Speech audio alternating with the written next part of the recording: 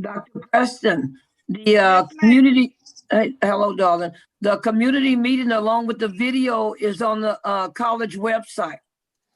Okay, thank you. You're welcome. You have, so if you want anybody to go up there, can just go on the website and they'll see it. I forgot what it was on. I think it says community events or something like that. Okay, So, great. yeah, they have the PowerPoint and then they have the video. Is Miss Paula on the line? I don't. She is. And if you're ready. Paula's on the line. Yes, I'm here. All right. Are you ready? Yes. Yes, I'm ready. All right. Thank you, everyone. It is June 15th at 5:04. And we call this meeting to order. Miss Paula, can you do a roll call? Certainly. Trustee Atkins, Present. Trustee Ramos, Present. Dr. LeBlanc, Present.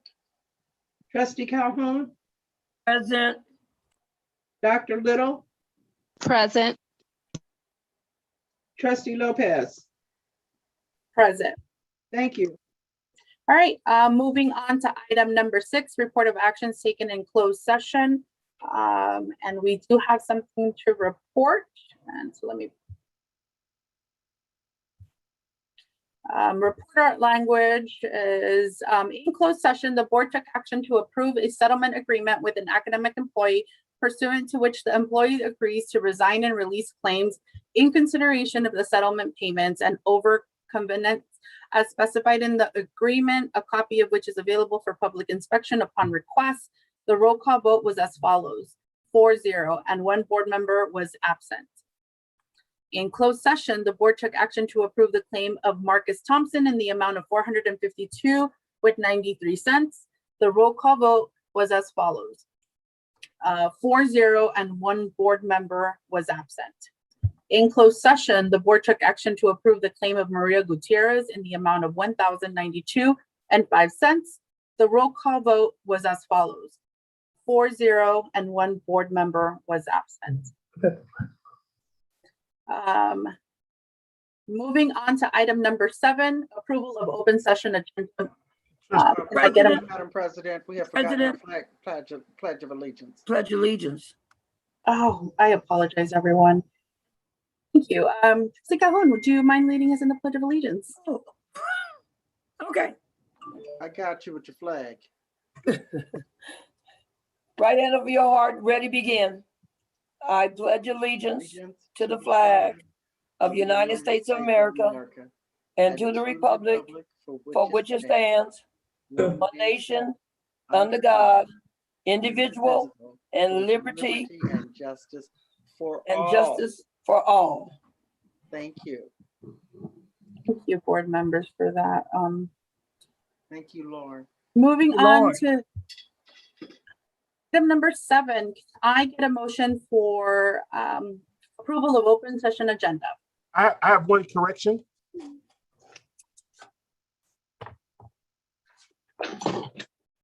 All right.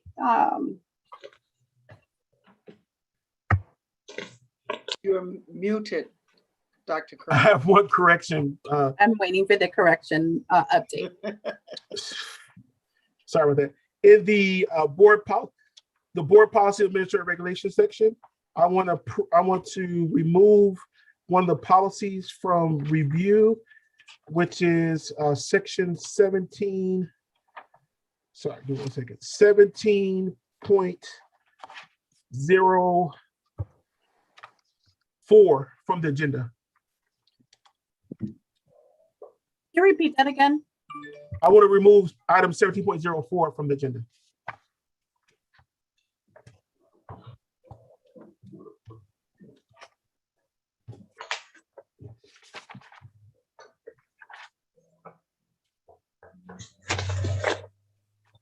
Is that the only change? Yep. Yes. Removal. All right.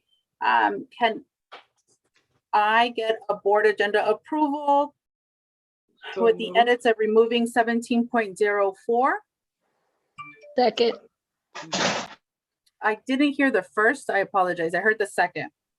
It was LeBlanc with Dr. Move to LeBlanc approve. first and Dr. Little second. Any discussion? Trustee Atkins, No discussion. Trustee Ramos, No comment. Trustee Calhoun, No,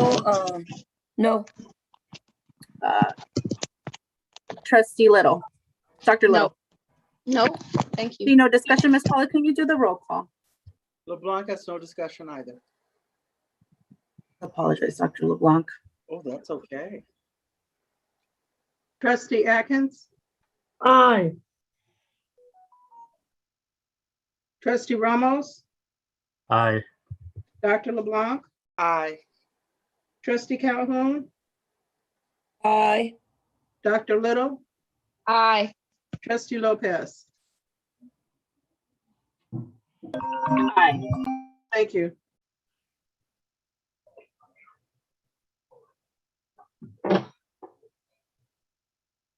All right, moving on to item number 8, recognitions. Dr. Curry. So we have a couple recognitions tonight. Last year, we started a civility award. First, the board approved a civility statement, and then we created a civility champion award. Tonight, we want to award we have a student awardee, we have a classified staff awardee, and we also have a faculty awardee. And we begin with the student awardee for this year for the 2020-2021 civility award. This year we have for the student awardee is Patricia, I'm missing the name right now. Patricia Mendoza, who is an employee with the Student Development and Athletics Office. And we'd like to recognize her with the Civility Award, and also she will receive a check for $100. Is Patricia Mendoza, are you here? Yes, I am, Dr. Curry. So we want to say congratulations to you for being the civility champion and representing the students for the 2020-2021 year. Thank you so much, Dr. Curry. I feel very honored to receive this award. I appreciate it.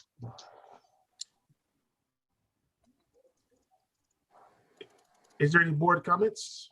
Yep, I'm gonna call each board member. Trustee Atkins.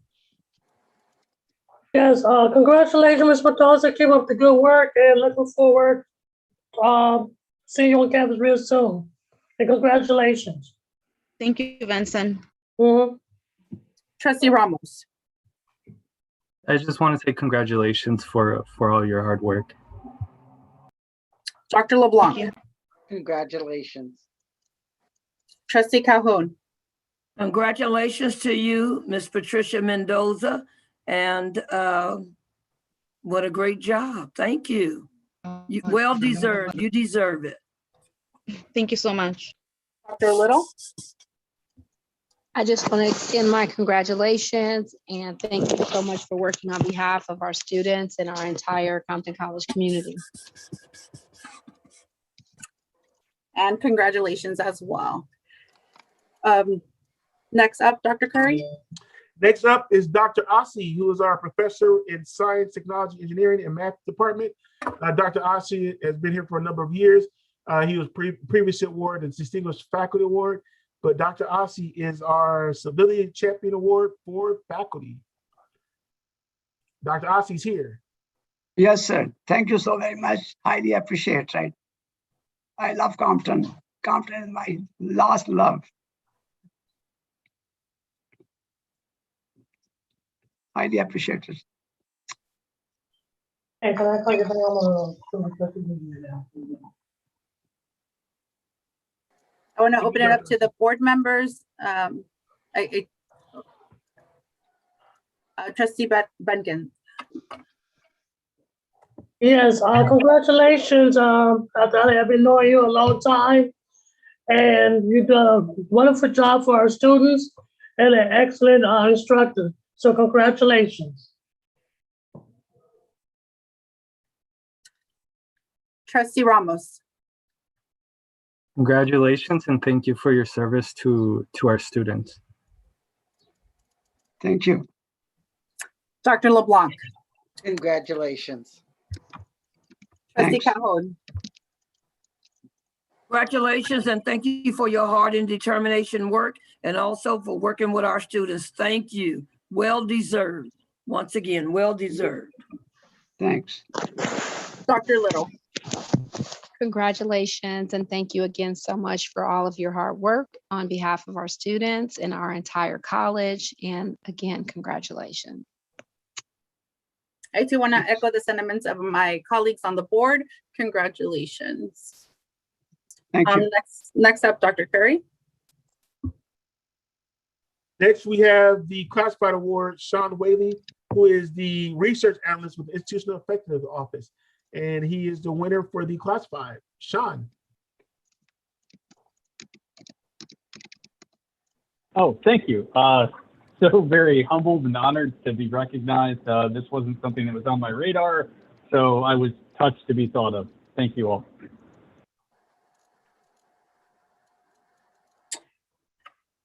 Trustee Atkins. Yes, congratulations, Sean. Looking forward working with you and continue the hard work. And congratulations. Trustee Ramos. Congratulations. Dr. LeBlanc. A heartfelt congratulations. Trustee Calhoun. Congratulations to you, well deserved. And I love the picture of your beautiful dog that you have in your lap. Thank you for your hard work. Dr. Little. Thank you again so much. And we know how vital data is. And so we truly appreciate your role and everyone's role in really supporting our students in college. Thank you. Again, I want to echo the sentiments of my colleagues on the board. Congratulations. Dr. Curry, do we have one more? Nope, that's all. That's it. All right. Moving on to item number 9, request to address the Board of Trustees on agenda and non-agenda matters. Ms. Paula, do we have any submissions? Yes, I have one. And this is from Dr. Essie French Preston. And she is submitting the name of Cynthia Hunter, Los Angeles South Bay Alumni Chapter, Delta Sigma Theta Sorority Incorporated, address Post Office Box 11025, Carson, California. Public comment, presentation of a check to the Compton College Foundation. Dr. Preston. So Trustee Board President Lopez, I think it'd be important for us to recognize Cynthia Hunter, who's here representing the organization, for their donation to the college of $1,500 in scholarships. And Dr. Hunter is here. Good evening. Evening. Okay, I did unmute myself and I hope that you can hear me. I just want to say on behalf of our chapter, Los Angeles South Bay Alumni Chapter of Delta Sigma Theta Sorority Incorporated, we just wanted to present this particular donation to the Compton College Foundation. We consider ourselves partners with Compton College because Compton College is there for our children. And we just hope that this donation will just do a little good for your goals and your missions. And we want you to know that we certainly appreciate you. We appreciate what you do for our community, what you do for our students, and always being there for Los Angeles South Bay Alumni Chapter of Delta Sigma Theta Sorority Incorporated. We truly, truly appreciate and are so grateful for the partnership that exists between our chapter and your school. And again, we want to just say thank you, and we hope that we bless you in some shape, form, or fashion.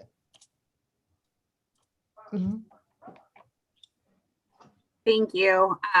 Moving on to item number 9.02, Compton Community College District Board of Trustees Future Agenda Items Request. Board members, Trustee Atkins, is there anything to comment? No, no comments. All right, Trustee Ramos, No request. Dr. LeBlanc, No request. Trustee Calhoun, I'm sorry, I misplaced my paper. So at this point in time, no requests, but I will bring them up for the next meeting. no problem. And Dr. Little. No request. All right, thank you. Moving on to item number 10, Board of Trustees meeting minutes. Can I get a motion of approval? So moved. I second. It's been moved by Dr. LeBlanc and seconded by Trustee Atkins. Do we have any discussion? Trustee Atkins, No discussion. Trustee Ramos, No discussion. Dr. LeBlanc, No discussion. Trustee Calhoun, No. Dr. Little. No discussion. All right, seeing no discussion, Ms. Paula, can you do the roll call? Trustee Atkins, Aye. Trustee Ramos. Aye. Dr. LeBlanc, Aye. Trustee Calhoun, Aye. Dr. Little, Aye. Trustee Lopez. Aye. Thank you. Moving on to item number 11, presentations. First up, we have Compton College Strong Workforce Program. Dr. Curry. Yeah, tonight we have Lionel Wiggin, who is our Director of Adult Education and Workforce Development, providing a presentation on our Strong Workforce program and the initiatives that we have in Strong Workforce. I'd like to turn it over to Lionel Wiggins. Thank you, Dr. Curry. And to the members of the board, thank you for receiving our presentation today. And we're focusing on strong workforce, creating essential pathways to beyond living wage jobs. That is our foremost goal within career technical education. And we're going to, in essence, talk a little bit about our goals and mission, how we're aligning with the institutional set goals, the strong workforce programs themselves, how the funding supports our CTE programs, and then a little bit about our data story that we've been developing over the years in various forms. And last but not least, we're going to highlight one of our students in particular. Next slide, please. So in essence, the 2021 Strong Workforce Goals center around providing workforce training to all in a way that is accessible, efficient, responsive, and data-driven. Data-driven, starting with the third item here, colleges being more responsive to the training needs of employers. Our customers, as it relates to workforce, are business and industry. Oddly enough, you would think they would be students, but our goal is to provide industry with the skilled workforce that it needs to be able to hire and get people into living wage jobs. But number two, we're going to increase student employment outcomes.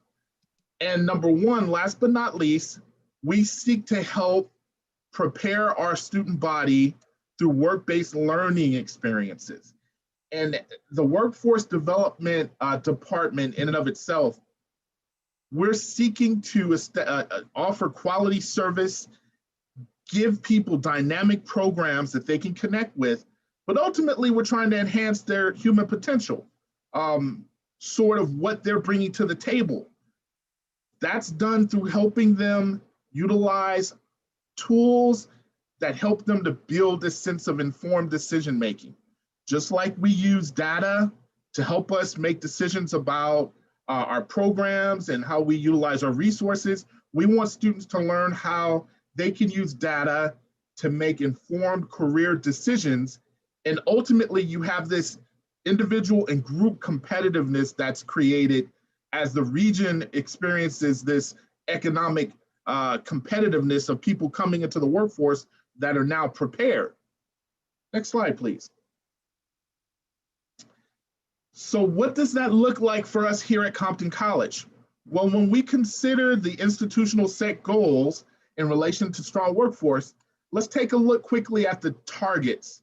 By 2021-22, the targets were that we would have 133, a minimum, count of certificates awarded, 69% of the individuals that attempted career and technical education, those students would be employed in their field of study. And last but not least, 590 is a target for the number of students that are completing 9 or more CTE units in their program, okay, over the course of the year, a year. So in essence, we're pretty close on the first, well, we far exceed the first number, the count of certificates, and we're pretty close by 2 percentage points in the second outcome. We need to pick up our overall number of what we call CTE concentrators. Those are people who have 9 or more CTE units.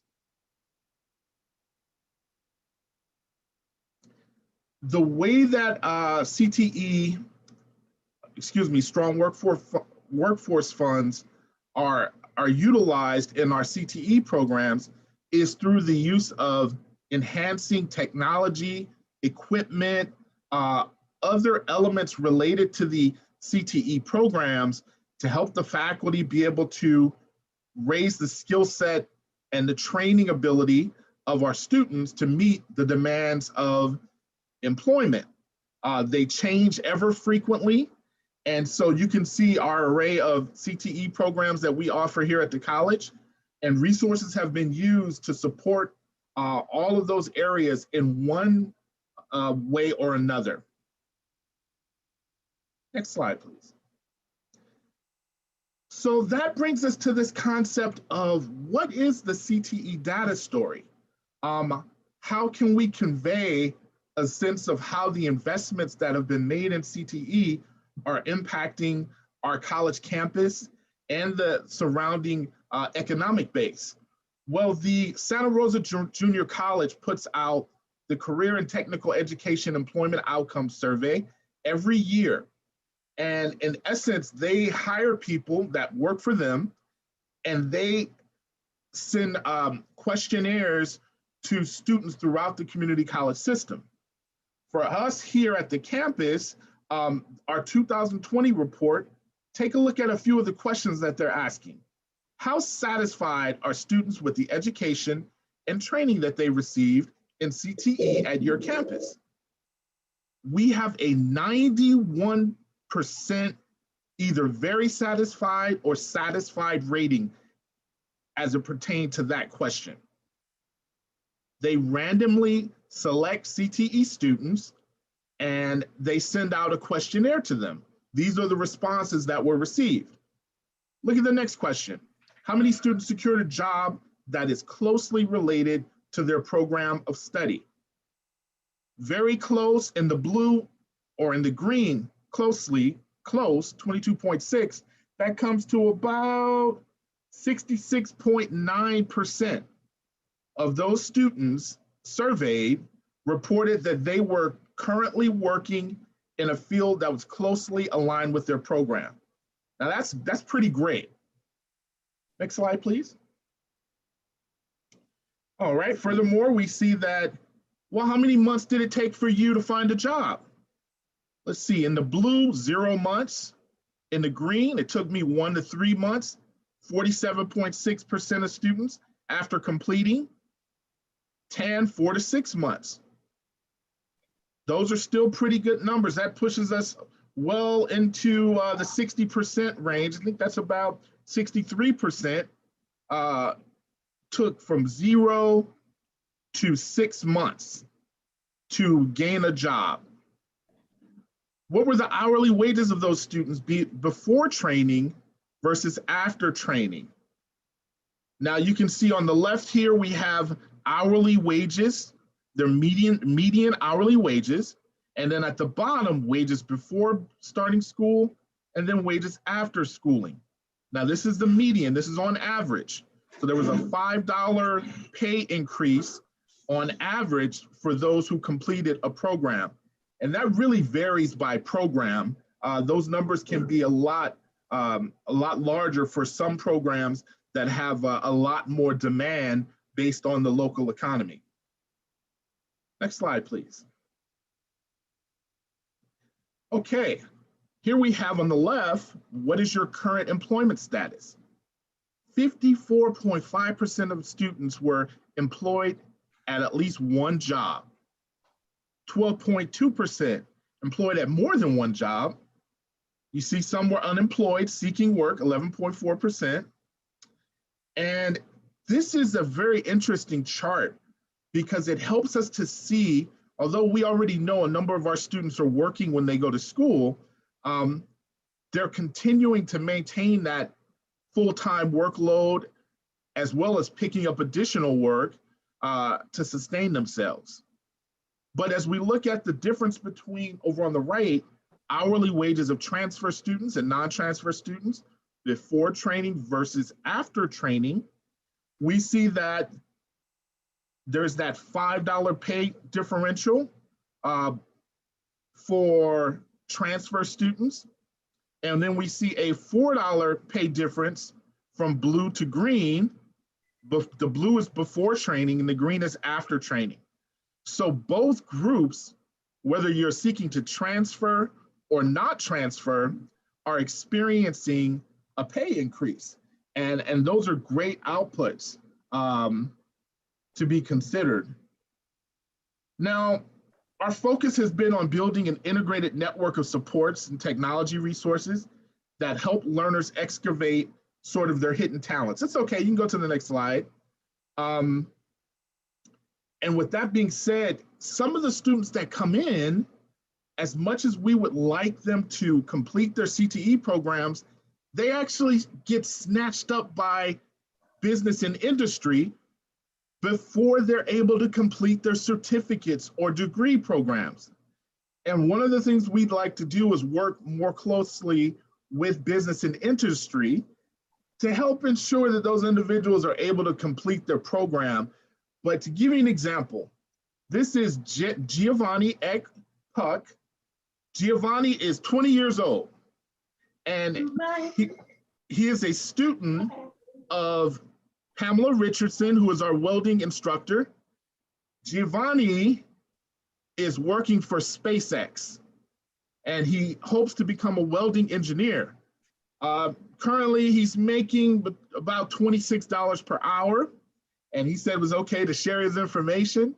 But what he wants us to know is that he plans to continue his education.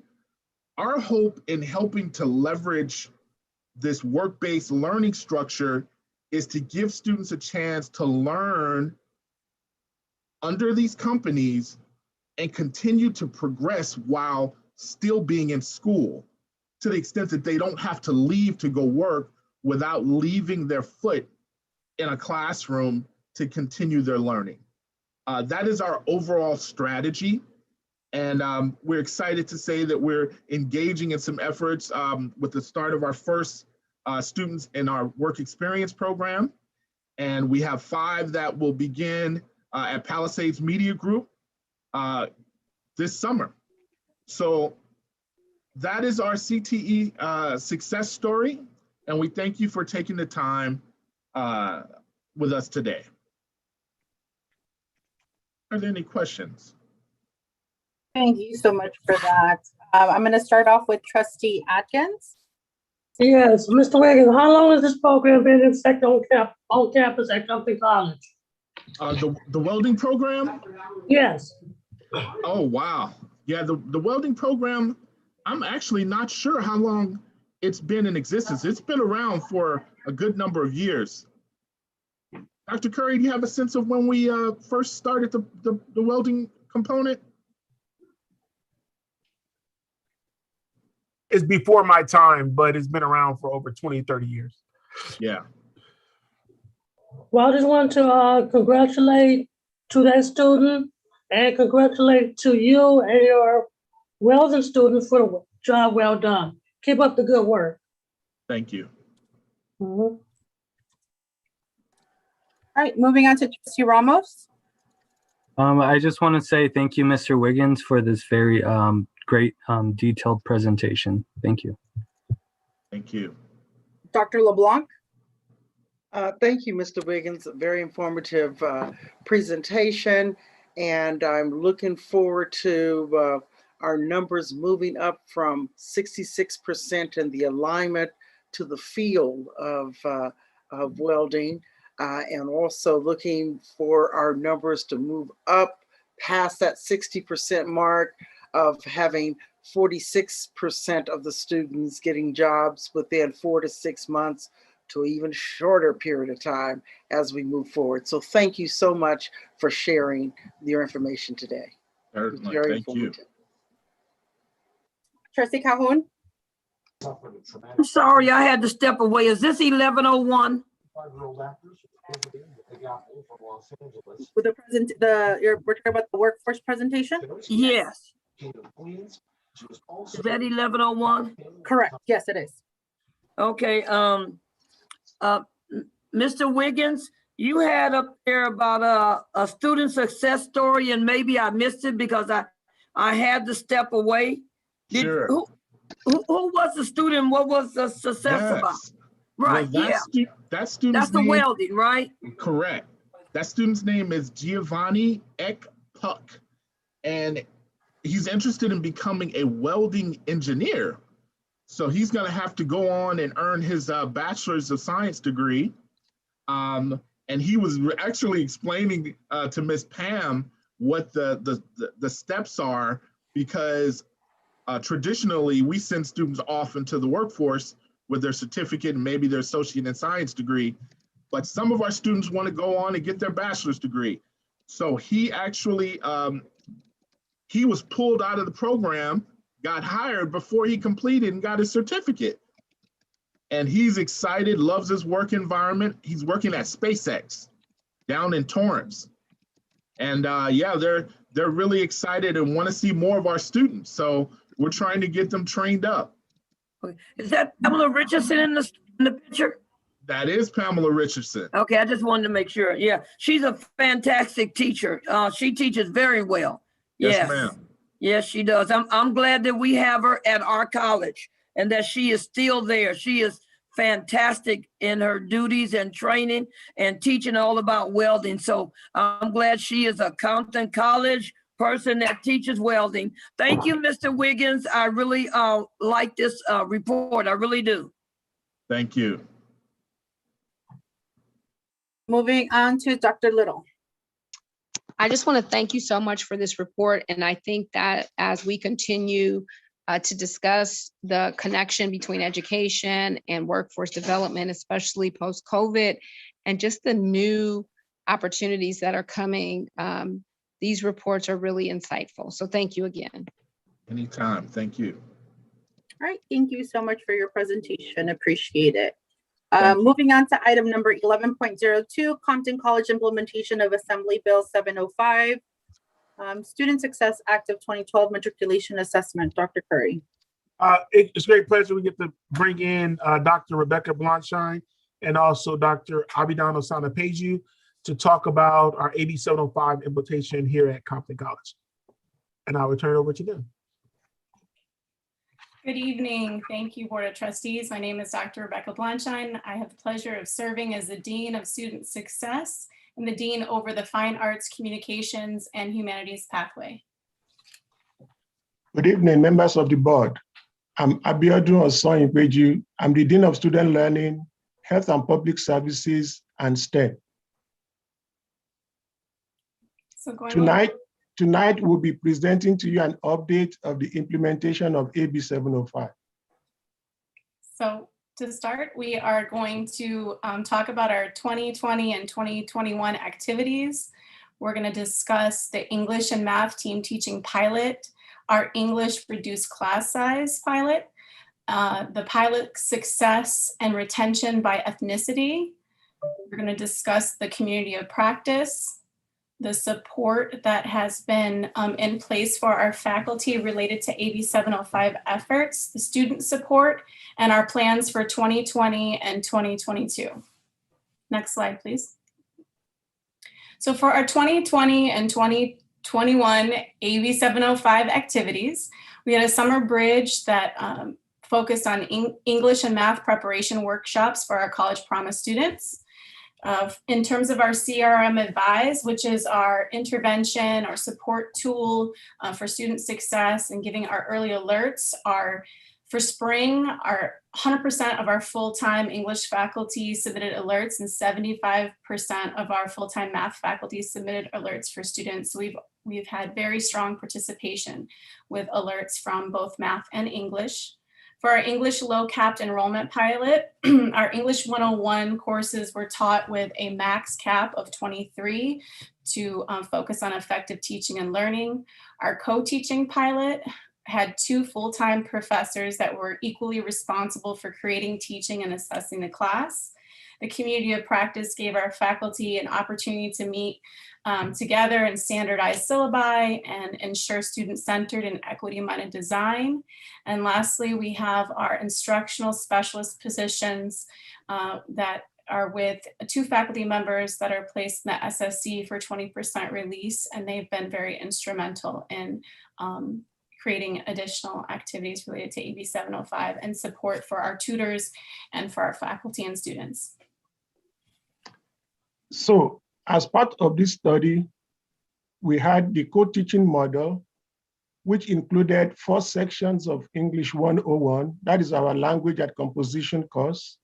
And we also had 4 sections of Math 150, elementary statistics and probability. And also in this study, we had 3 sections of English 101 with reduced class size, cut down to 23. Overall, throughout the study, we found that we did not see any improvement in the success rates for the team taught classes, but there was an increase in students who withdrew from their classes, who did not complete their classes for one reason or the other. Next slide, please. So this slide shows us the comparison between the campus success/retention rates with the English and math and also the team teaching classes. Taking a quick look at this, we'll find that both English and math classes underperformed when compared with the campus enrollments. The team teaching classes did not do any better.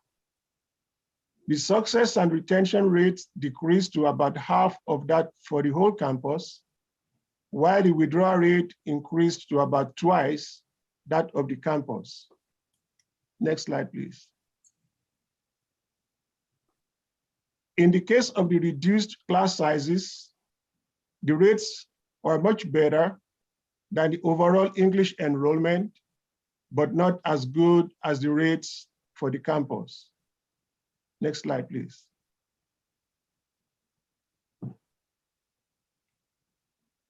So this slide breaks down our students' performance by ethnicity in the English and math classes, in the team taught classes, and also the small-sized English classes. We'll see that the major groups of our demographics are listed on the slides. We have the Asians, African Americans, Latinx, Native Americans, Pacific Islanders, and whites. Going through the slides, we'll see that the high-performing groups across campus and also in the English and math classes are the Asians and the whites, while our major groups are the African Americans and the Latinx. One quick drawback from here is that the Asians and whites were not actually identified in the team taught classes or the low enrolled classes, which kind of makes it a little bit difficult to compare the performance of our African Americans, the Latinx, with the high performing groups. But I should mention that part of the data is missing because the counts are rather too small to be included in the report. And 2, this study was planned to be in person on campus, but because of the pandemic, it was conducted remotely.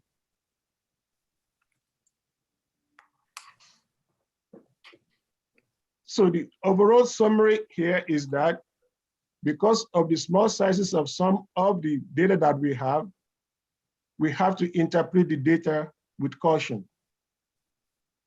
Overall, African American and Latinx students need extra support.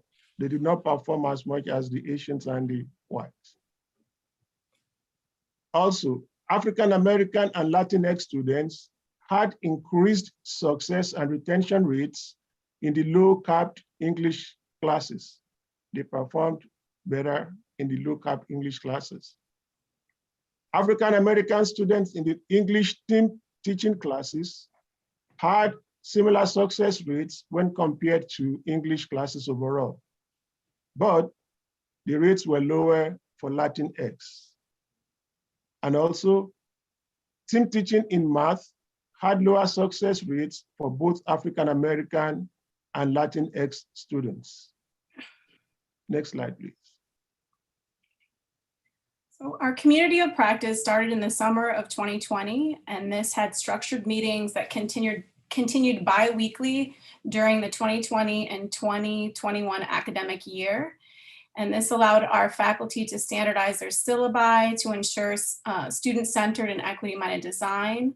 They were able to share different classroom activities that they were using and assess if those were effective or not, and have those discussions.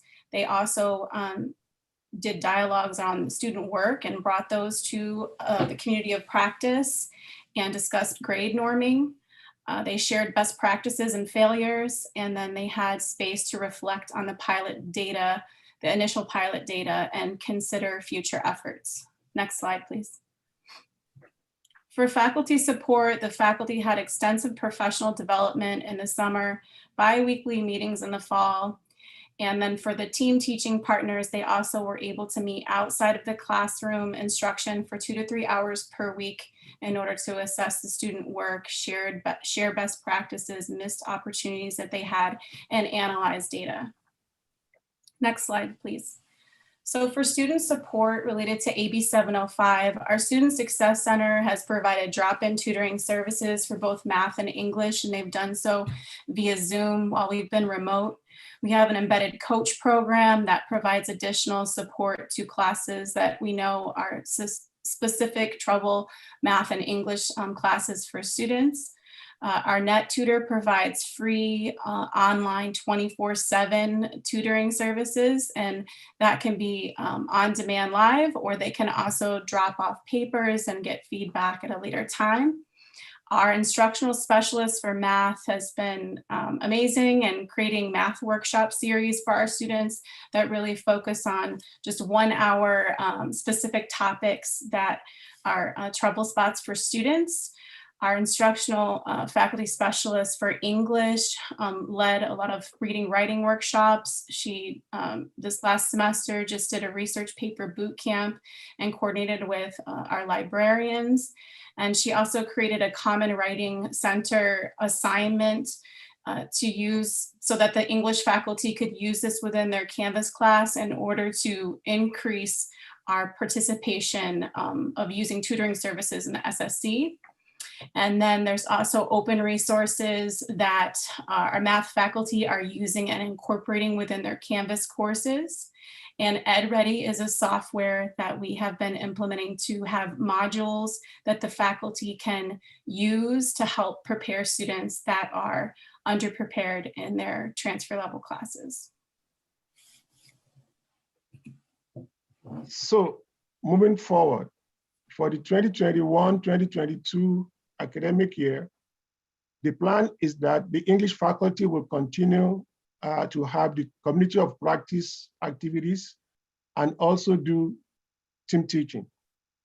Of the team teaching courses, one section of the 101 team will be team taught, and also one section of the 101 support course will be taught in person on campus. English faculty will also continue to work on English 101S curriculum to revamp it. And also math faculty members will continue to do the community of practice activities and also offer the just-in-time workshops for our students. 2 sections of Math 150 will also be taught in person on campus. And then during the year, math faculty will continue to work on Math 65, Math 150, Math 170, and Math 180 to stabilize these courses so that it can be taught by all faculty members. And lastly, there is a plan in process for a summit to be held this coming summer, 2021, for English, math, and counseling faculty, so as to develop a solid support system for our students to be able to enroll and succeed in English and math courses on the first attempt. Thank you for your time. Thank you so much. I want to open up to board trustees. If you have any questions, starting off with trustee Atkins. Yes, excuse me. First of all, I wanted to say thank you for the presentation. And one question I have regarding the math. I believe the math 65. Can you give me more about it? How that's going to work with the math 65? Would it be on campus or on campus? It will be on Math 65 at the pre-start class. It's on Canvas. We do not have Math 65 scheduled for on-campus teaching this fall, but with the new state, with the state opening up a little bit more, I'm not sure how we are going to move forward. Okay, so the Math 65 will be on campus, correct? Canvas, yes, sir. Okay, then. Thank you very much. Moving on to trustee Ramos. I guess the question I have is, what's the plan to specifically target Black and Latinx students to get their numbers up?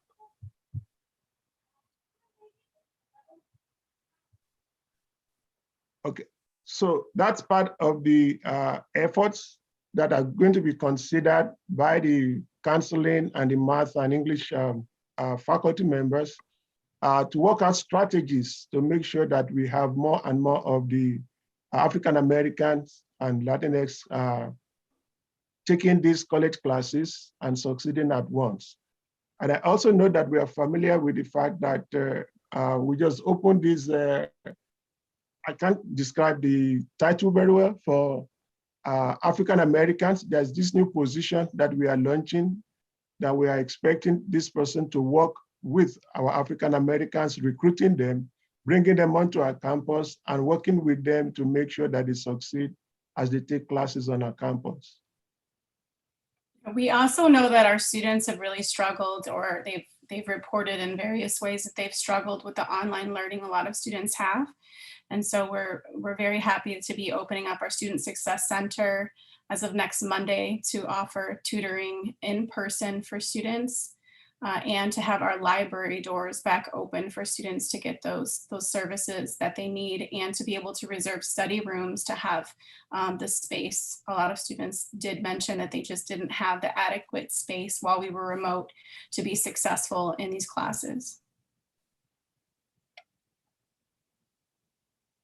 Thank you for your responses and the presentation, Dr. Blanchine and Dr. Osiana-Peju. Thank you. Thank you. Thank you.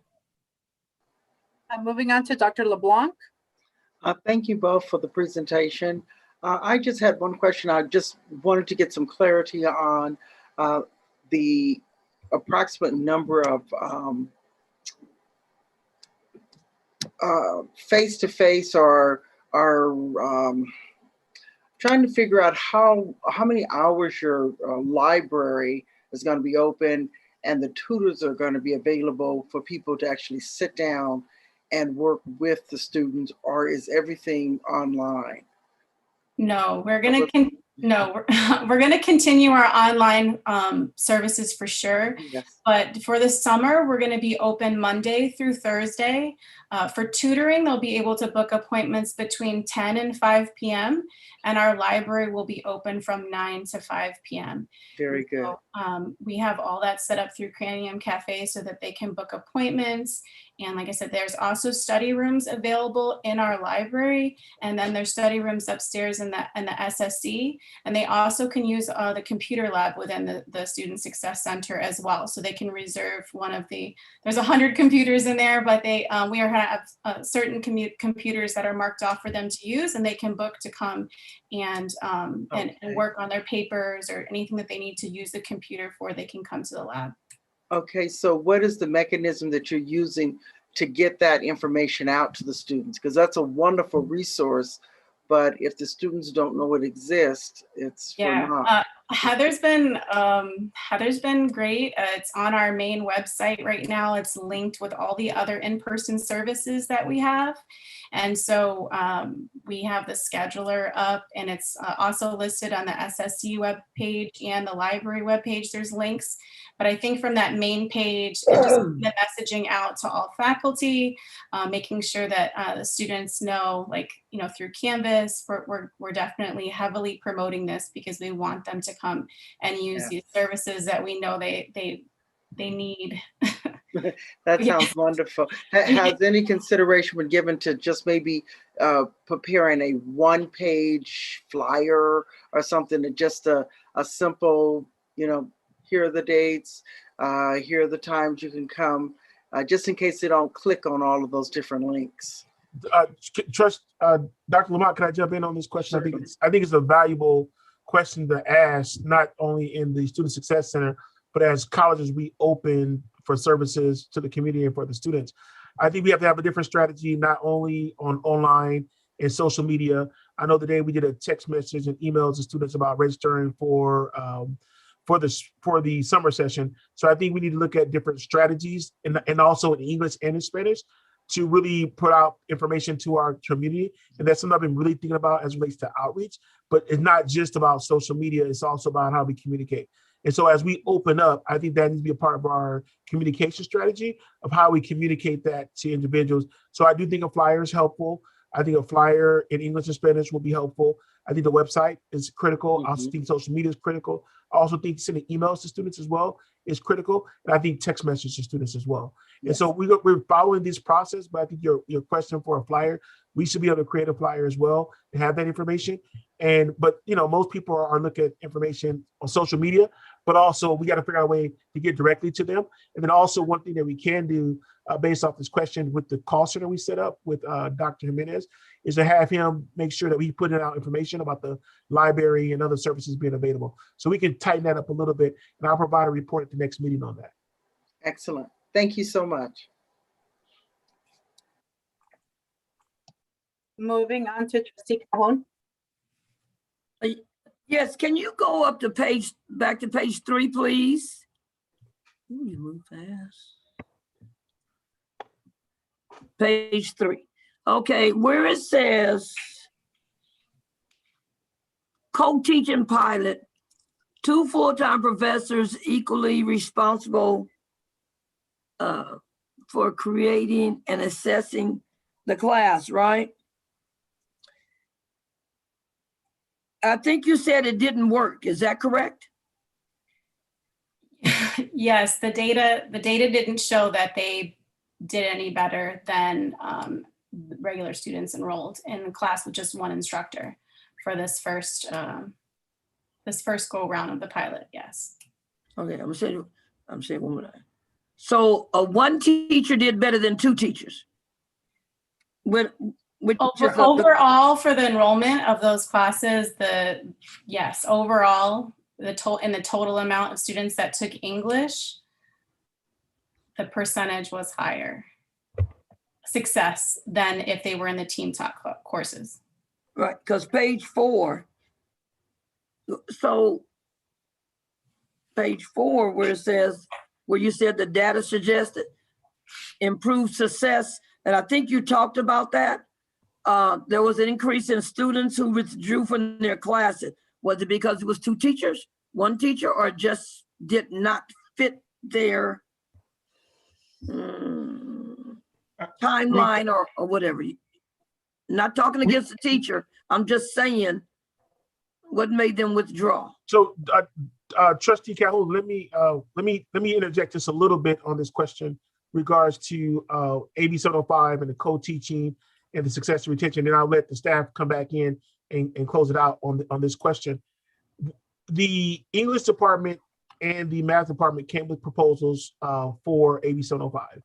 The English department's Dr. Valerie Woodard, she came forward with the recommendation, and we talked about the co-teaching as a model based off of the class size. And I support that model. And quite frankly, I still support that model. And the reason why I support that model is because I feel that we're able to look at it from a different perspective of two teachers with a lower class size to see what benefits will they be able to support the students. I think it could work. The problem we had with it in the fall, and based off that data, was it wasn't taken into the COVID-19 environment, right? And that's the reason why for English, we're gonna keep it going a little bit longer just to see once it's not COVID and to see how it works. So that's one. Okay. The good part about this, where we're at, and Dr. Bonsai can come and talk about the success, is that the faculty in English and math have real-time data as it relates to their community of practice. So we were able to secure $40,000 from the College Futures Foundation to help fund the community of practice in English and math, which I think will be expanded next year to support other areas. So faculty were able to look at data and have conversations about how they're teaching and be able to look at best practices. They never done that before. And so I'm very hopeful of where they're at now, that the numbers they know that they have challenges. But the question is, how do we get over the hump? And I think how we get over this is by continue to have those questions, but then also to look at our design teams for guided pathways and really get understanding why students are leaving, right? But also too, doing a survey to students who have withdrawn and to find out, okay, what is going on? Because it might not be what's happening in the classroom. It could be stuff that's happening outside the classroom, and be able to provide that data to the board as well. Because it's when you start to look at withdrawals, for me, at first you say, okay, what's happening in the classroom? 50% of it is not what's happening in the classroom. It could be what other factors are happening in students' lives. And so I think when you ask that question about the withdrawals, it gets me thinking about, okay, what else is happening with the students?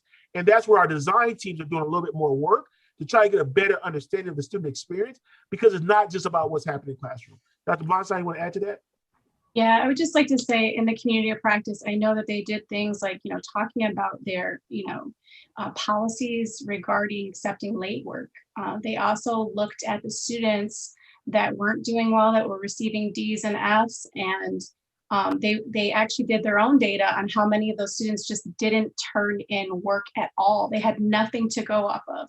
And so within that community practice, they were discussing ways that they're trying to reach out to students and all the attempts, including using our early alert, but then all of their attempts and methods to try to get students or give them, just more opportunities to still complete and turn in their work. So I think that, that part of community practice, and then for a Friday afternoon was when the English faculty met in the afternoon from 1 to 3 p.m. to be engaged like that and to see the numbers of our faculty, not just our full-timers, but even our adjunct faculty that just came just because they wanted to be a part of that community. I think that that was very powerful. And so I'm happy that they want to continue with that for next year. And I'm also looking really forward to the one that's going to be on campus and the support class that will be in person, to see the data from that with 2 people in the classroom in person and really look at what that does for student success. Okay, and my last one, can you go to page 8? And you might have explained it, but okay. I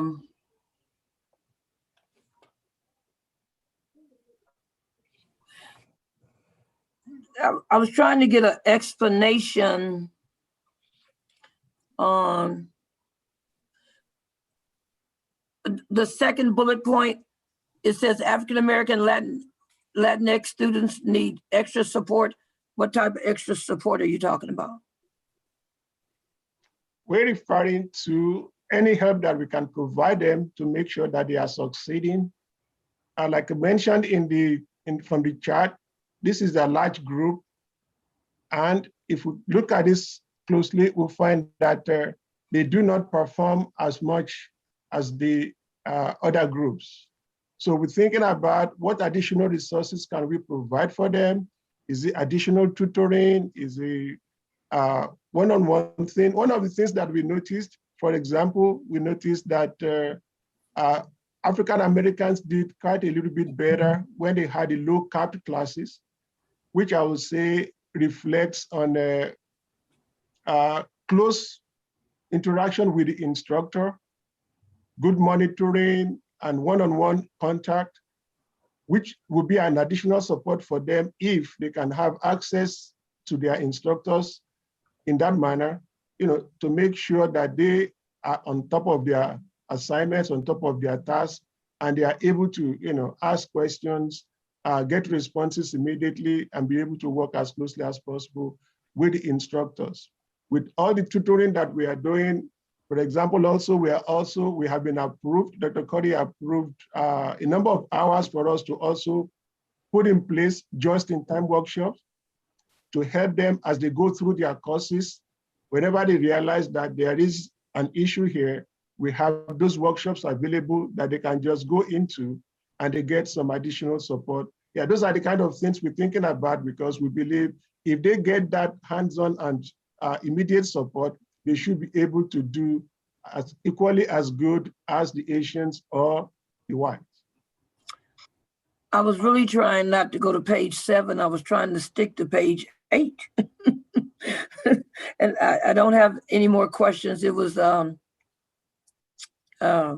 thank you for the report from both of you. Very informative, very in-depth. I like all the reports, and I like when we're able to ask questions and you're able to explain it a lot better. And I really appreciate it. Great report. Thank you both. Thank you, ma'am. Thank you. Moving on to Dr. Little. Yes, thank you again so much for the report. I too had a couple of questions, pretty much in line with what was just asked. On a couple of the slides, it said that the team teaching actually lowered success, but then on one of the slides, it said that it was equivalent for Black students, both the team teaching and the traditional, but it was lower for Latinx. So can you, first of all, please clarify that? Was it problematic, the team teaching overall, or just for a certain population? Yeah. Can we go to slide, that chart, please? Yes, when we look at this in the English team teaching success rate for African Americans, if you compare it to what we have for the overall English, is quite close. Yes, overall English 37, English team teaching 38. So it's about the same for African Americans. But for the Latinx, when we do that, the same thing, 44 English overall and about 23 is a little bit lower for Latinx students. That's what we're trying to point out there. Okay. And when I saw on there that the data indicated that obviously the smaller class sizes were resulting in better results. So is there like an ideal number or range that we tend to see higher results? Well, the ones that we tried for English classes were just the caps were put at the 23. And what we found out was that African Americans did much better in those classes. Yes, 69% success rate, 92% retention, which was quite much higher than what they have for the regular English classes. Okay. But again, like that's it's a very small sample size too. So we want to keep that in mind. I know that when Lauren shared this data with us, she's like, we have to still keep in mind that it was a small sample of students that participated in the low cap classes. To that point, is there any comparative data across other colleges that are using that approach to see if there might be more of a legislative shift to like cap the classes? Because at some universities, there is a cap on writing courses because of the need for more intensive like feedback and processes. I think that's, Dr. Little, I think that question in regards to future class size is something that we'll continue to look at. I don't know what the answer might be in regards to class size and how it looks in the future in regards to new normal. But I think it always goes back to funding. And a lot of times right now, it's hard for you to reduce class size based off our current funding structure, especially when you look at online classes as well, because most colleges use online as a way to generate revenue. So class size is a big topic, but the way our funding is structured in regards to the FTS portion of the funding formula, I think that's a difficult conversation to say to reduce all class sizes. The question will be, what are we doing differently and what type of support that we provide for our students? So to answer your question, no, there's no legislative conversation about this. For us, it's trying to see what works for our students. And then from there, we could be able to provide additional support and be able to see what's working, what are some best practices, and use the research to speak our language. Okay, but again, I thank you, Dr. Curry. I completely understand the financial balancing act, but again, for student outcomes, it would be good to get a sense of what is most ideal for their learning and to see if it's common practices at other colleges. But thank you guys for the great work in the report. Thank you.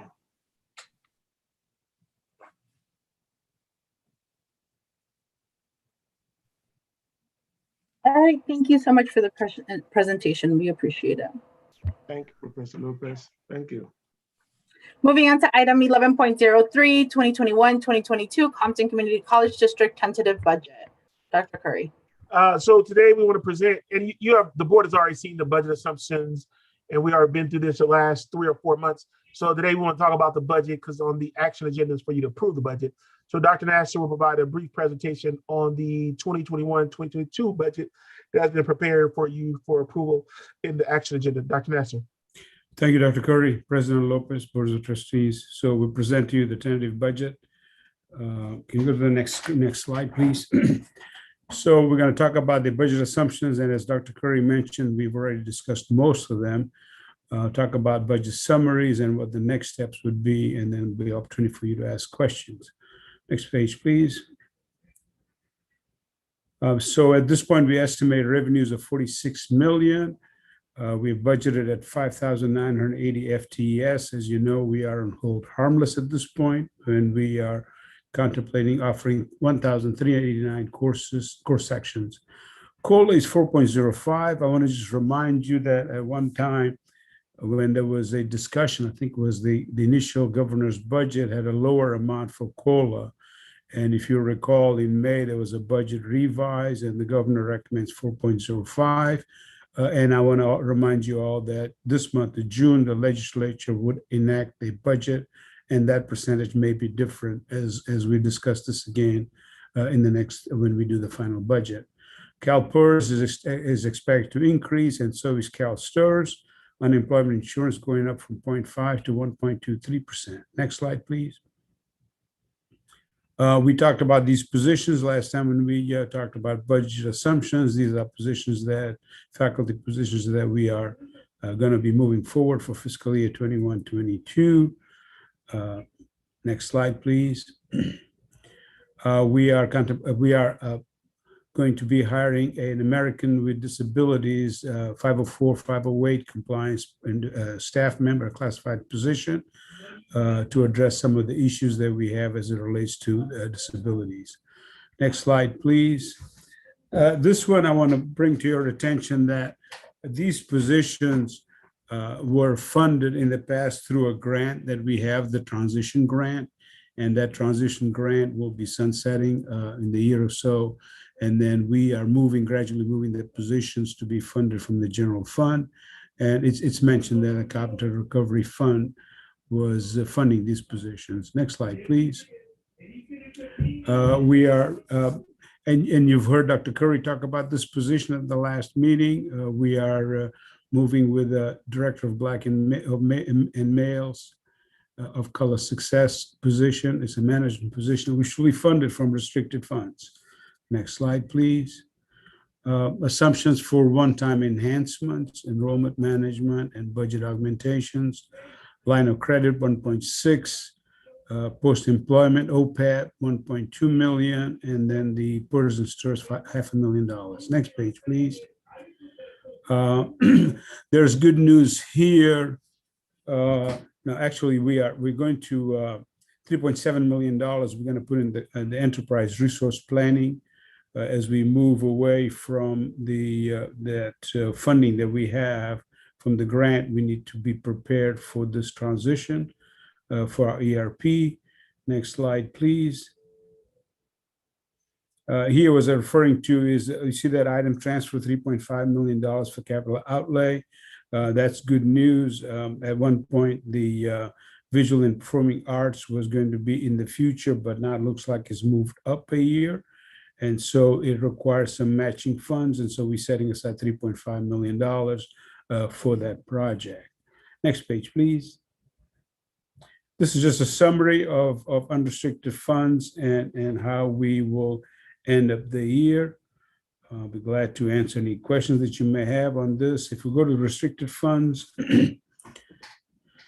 and this is how the restricted fund initial balance and how we're going to be ending the fiscal year. Again, this is all tentative budget, and things will change as we come back with the different scenarios as we learn some more on the budget. Next page, please.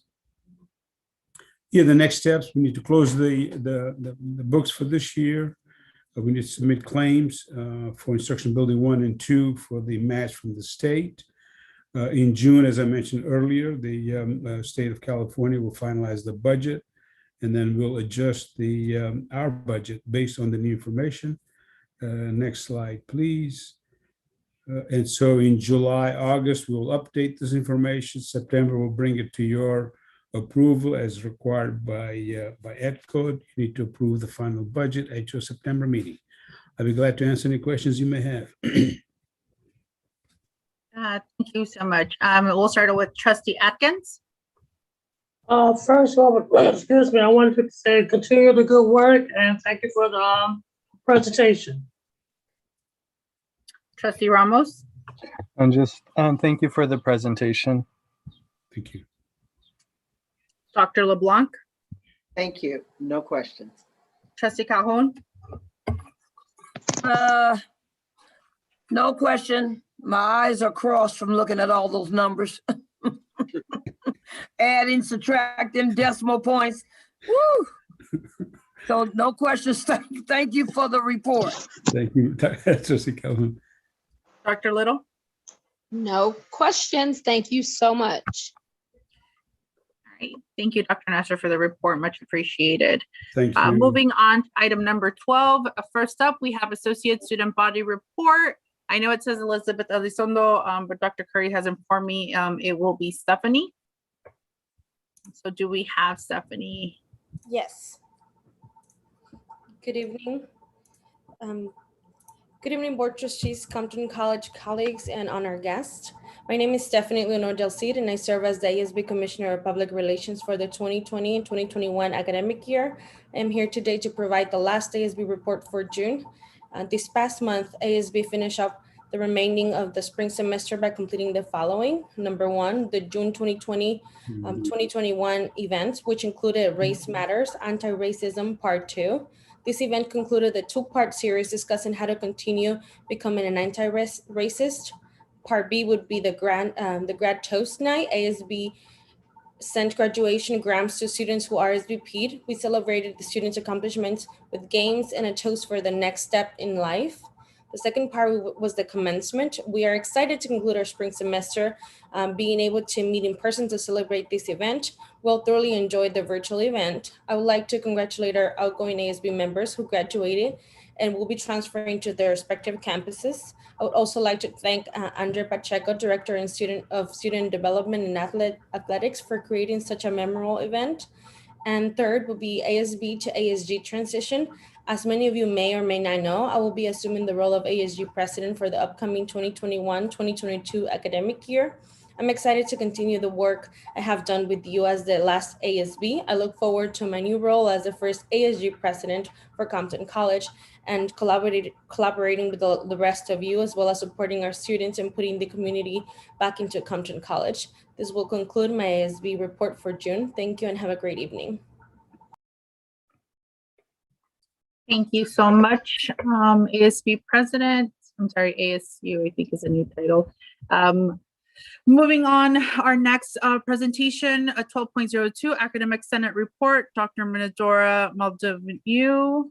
And I do Thank you very much. I have a short report tonight, just a couple of highlights from the decisions made by the Academic Senate for this semester. One was passing the Asian and Pacific Islander resolution in light of the increased violence against the Asian and Pacific Islanders.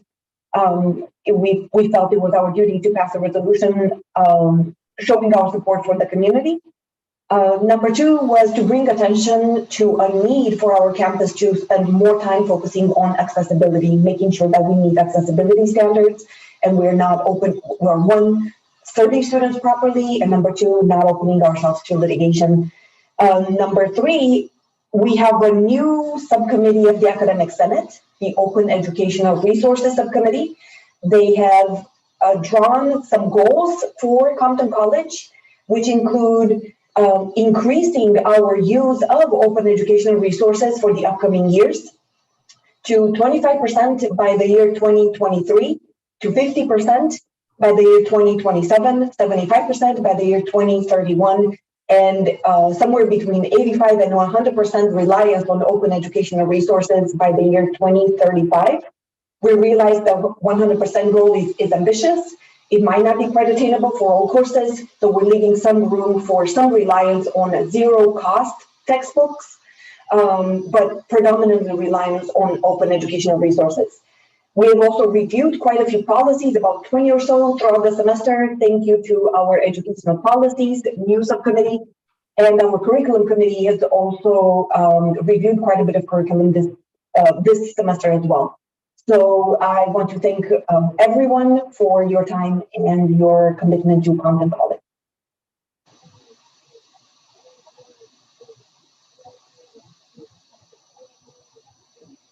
Thank you so much for your report. Moving on to 12.03 CCFE Certified Employees Report, Holly Schumacher. I don't see. She's not here tonight. Okay, got it. And then moving on to item 12.04 CCFE Classified Employees Report, Amikwa McKenzie. I also don't see him on this call. All right, we will be moving on to item number 13, consent agenda. Can I get a motion? So moved. So moved. Oh, second. It's been moved by Trustee Calhoun and seconded by Dr. LeBlanc. Do we have any discussion? Trustee Atkins. No discussion. Trustee Ramos. No discussion. Dr. LeBlanc. No discussion. Trustee Calhoun. Make sure I do it right this time. This is to approve the consent agenda or to pull anything you want to pull? This will be where the moment where you would, if there's something you want to pull, if you're asking to do a separate vote, if you're asking to discuss any particular items in section 13. Okay, I just wanted to confirm with Dr. Curry. How is he going to do the report? I think he's going to announce the questions that I had. That's all. Can I interject here, Trustee Lopez? Because Trustee Calhoun sent me a list of questions today this weekend that we responded to regards to the board agenda, and the questions were in a couple of different areas.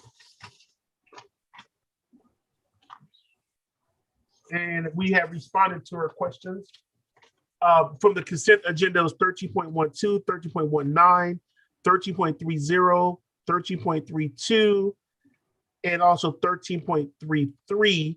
which we provide response to, and the responses will be available to the. If anybody would like a copy of the responses, you can send me an email regards to that, and I can share the questions and the responses. That's fine. But I want to make sure, Trustee Calhoun, if you receive the responses based on that, are you asking to pull any particular item for an individual vote? That's what I need to confirm that before we move. No, forward. no, Got it. no. Okay. So is there a report back, or I'm sorry?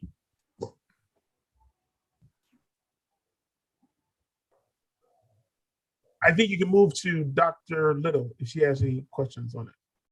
Got it. Okay, Dr. Little? No questions, thank you. I want to make sure that I didn't. Okay. So seeing There are no items that I want to pull. Yep, I got. Seeing no further discussion, are you reporting anything back, Dr. Curry, or we're moving forward? What I've done is I've shared the questions that she had, the numbers. If anybody would like to see a copy of the questions and the responses, they can send me an email to my email address, which is kcurry@compton.edu, and I will share a copy of the questions and the responses.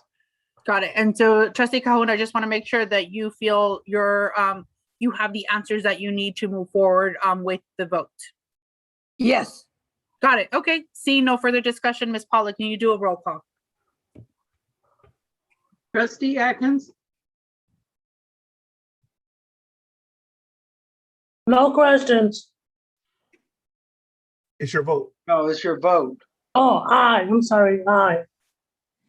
Trustee Ramos, Aye. Dr. LeBlanc, Aye. Trustee Calhoun, Aye. Dr. Little, Aye. Trustee Lopez. Aye. Thank you. All right, moving on to item number 14. Action items. First up, we have the Board of Trustees is to appoint a member to the Foundation for Compton Community College District Board of Directors. Before I do have a motion, this is a duplicate. In our last board meeting, we accepted having a position from the Board of Trustees on the foundation, but we failed to actually nominate someone from our board. So not only do I need a first and a second, but the purpose of this particular item is to ensure that we have a name to nominate. Madam President, I'd like to nominate Andres Ramos. Before we do the nomination, I Make a still need the first motion. and the second, and we can, yes, thank you. Oh, I thought you said to do a motion. I so move. Second. So on the table, we have a motion to appoint Andres Ramos to the foundation board. I want to confirm, Trustee Ramos, that you are accepting this nomination before we move forward and take the vote. I actually will decline. Right now is just not a good time for me. I'm dealing with a death in my family, and right now for the next few months, I just can't commit to that. Maybe next year, but right now, this moment, next month, no. Sorry. Thank you. I'd like to nominate Dr. Little. Dr. Little is serving on a statewide committee for the college and DEI, so I cannot serve right now either because they just added more appointments and meetings. I'd be happy to nominate Dr. LeBlanc or President Lopez. Yeah, I'd like to nominate Trustee Lopez. And you can give me that doctorate without. Oh, they give them out these days. Yes, I've been attending the meetings. I have no issue continuing doing so on behalf of the board. So we have a motion to nominate Sonia Lopez as the appointee for the foundation. Can I get a motion in a second? Oh, so move. A second. All right, it's been moved by Trustee Ramos. Point of clarification, Don't you have President, to step can away? you nominate yourself or I need to make the motion? I I don't think you can nominated make the her. motion for yourself. But I don't know if she can make the motion for herself. I'm just getting clarification. I think we're all right with that. Okay, just wanted to verify. I Yeah. didn't make the motion. Dr. LeBlanc made the motion. Right, I was I just just wanted to reiterating. make Yeah. sure. Okay, Thank you. Yep. but thank you, Dr. Little. So the motion has been moved by Dr. LeBlanc, and I want to say it was seconded by Trustee Ramos. Is there any discussion? Yeah. See, no discussion. Ms. Paula, can you do the roll call? Trustee Atkins, Aye. trustee Ramos, Aye. Dr. LeBlanc, Aye. trustee Calhoun, Aye. Dr. Little, Aye. trustee Lopez. I'll abstain so it doesn't look. Oh, come on. Vote Vote for for yourself. Vote for yourself. Aye is fine. Thank you. Moving on to item number 14.02, adoption of the 2021-2022 Compton Community College District tentative budget. Can I get a motion? So moved. I second. It's been moved by Dr. LeBlanc and seconded. I want to say I heard Trustee Atkins. Yes. Do we have any discussion, Trustee Atkins? No discussion. Trustee Ramos? No questions. Dr. LeBlanc? No discussion. Trustee Calhoun? No discussion. Dr. Little?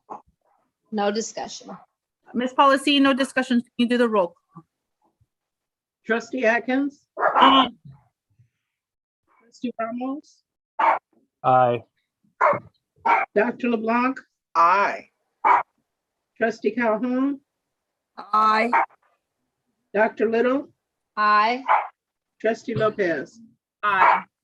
Thank you. Moving on to item number 14.03, Memorandum of Understanding between the California Online Community College District, Calbright, and Compton Community College District Addendum. Can I get a motion?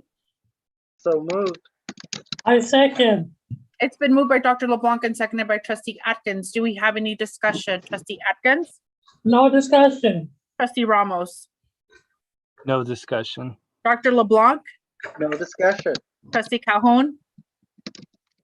No discussion. Dr. Little? No discussion.